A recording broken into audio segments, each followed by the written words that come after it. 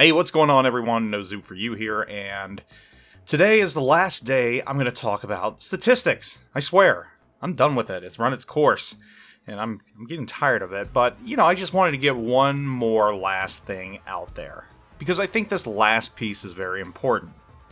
So we've talked about all the regions themselves. We've talked about Russia in depth, and why we have this plethora of paper ships that no one seems to really want. I don't even think Russia wants them at this point, and how they've lost almost 40% of their player base. But today I want to talk about North America. And the reason I want to talk about North America is the only region that has actually shown growth in its daily average players. Starting in third quarter of 2015, when these stats were very first kept, North America had 7,400 average daily players, and now they're at 8,460 roughly. So we've got a growth of just about 1,000 average daily players. And on paper, it doesn't seem like that is really that much. But it is, especially over the course of 5 years. I mean, it's been a steady upward trend. And to be fair, Europe and Asia, they haven't lost too many players whatsoever on their average daily player trend. Not at all. But the fact that they haven't grown and they have declined is something that's worth paying attention to. And I just want to kind of go into why I think North America has grown. I think it's twofold, really.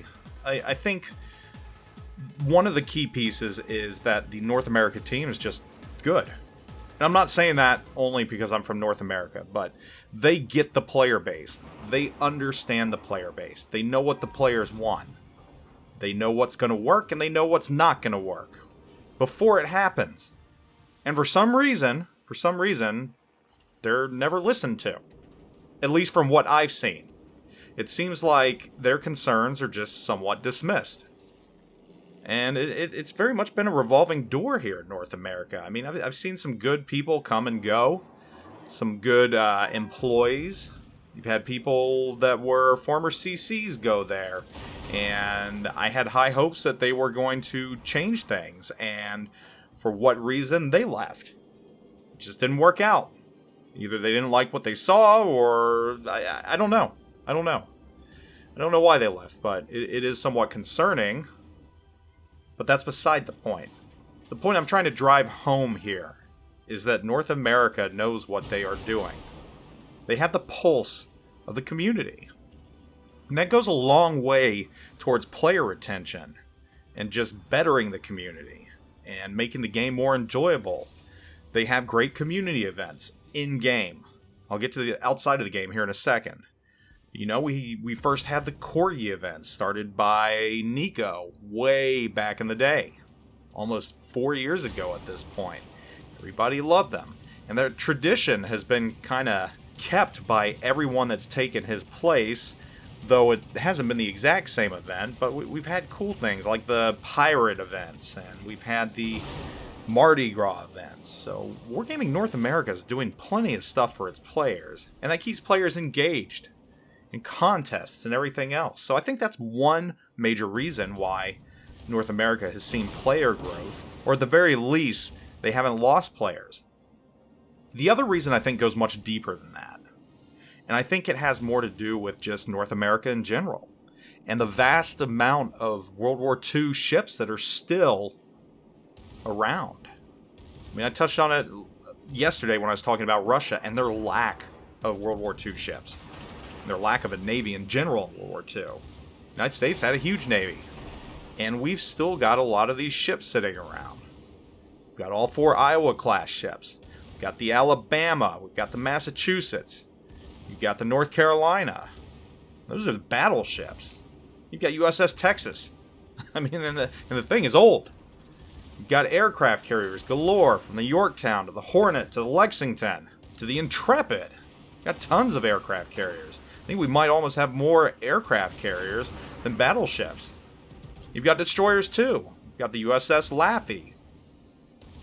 You've got the Cass and Young up in Boston. It's a Fletcher class right there. I mean, you've got tons of ships. And every time these ships come out, we feel that pride, or at least in America, in the US, we feel that pride, that desire to get that ship because we connect with them. We've been on them. We have history there. And it appeals to the player base and what North America is.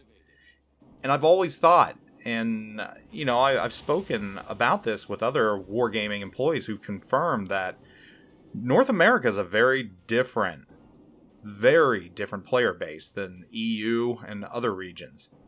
EU's more competitive, and I'm not saying that North America doesn't have a competitive player base. They do, and COTS is a testament to that. But EU on the whole, I think players are in it more for the challenge and just getting out there and beating people down if they can. I think in North America, though, you have a lot more players that are older. And I think we've said it before, the average age of the World of Warships player is 42. And I think that holds very true in North America. You've got older players with more disposable income who like history a lot more, and some of them are competitive and care about winning, but a lot of them just want to connect with the ships, and they enjoy going around in boats, shooting ships, and at that, ships that they really, really love. And that's where Anchors Aweigh comes into play.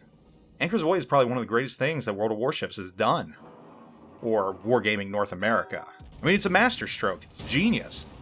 I mean, it's an ongoing yearly event, now in its second year, that gets players out there and engages with players at a personal level. And the North America staff does great at these events. They're approachable, they're easy to talk to.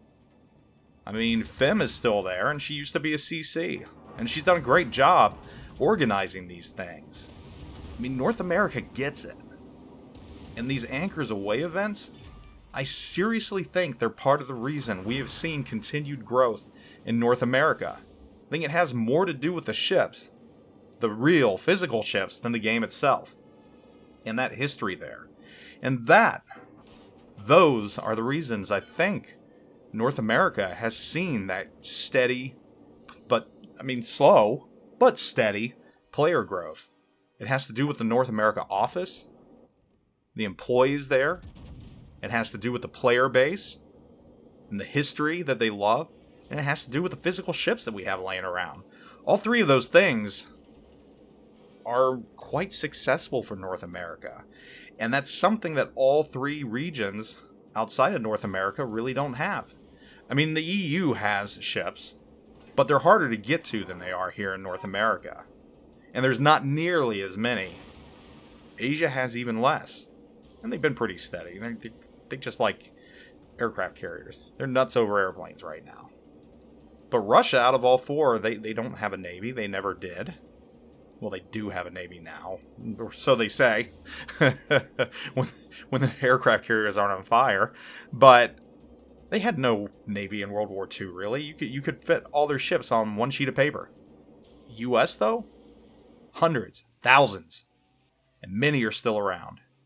And for that reason, we love this game here in North America. So in closing, well done, Wargaming North America. I'm very proud of you all. I'm proud of what your office has achieved over the past 5 years. And I really hope in the future that Wargaming proper will listen to you all more, because you do get the players. You do understand the player base. You do know what they want. You know what's going to work and what's not going to work. You've got good business sense. And because of that, I really do think you deserve to be listened to by the powers that be. And I really hope that in the future, moving forward, they do listen to you all the way they need to. Because I've seen over the past years the good work you all have put out.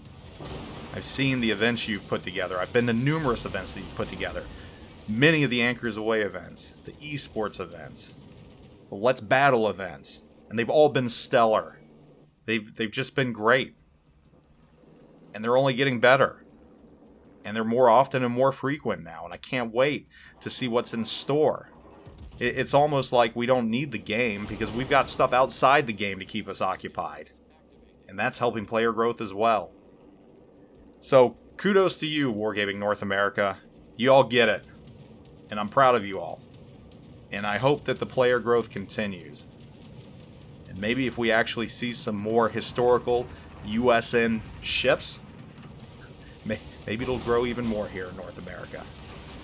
Anyhow, guys, thanks for watching. And again, that's it for statistics. I'm done talking about this stuff. I'm sure you all are tired of hearing about it. I'll catch you all later. Zoop out.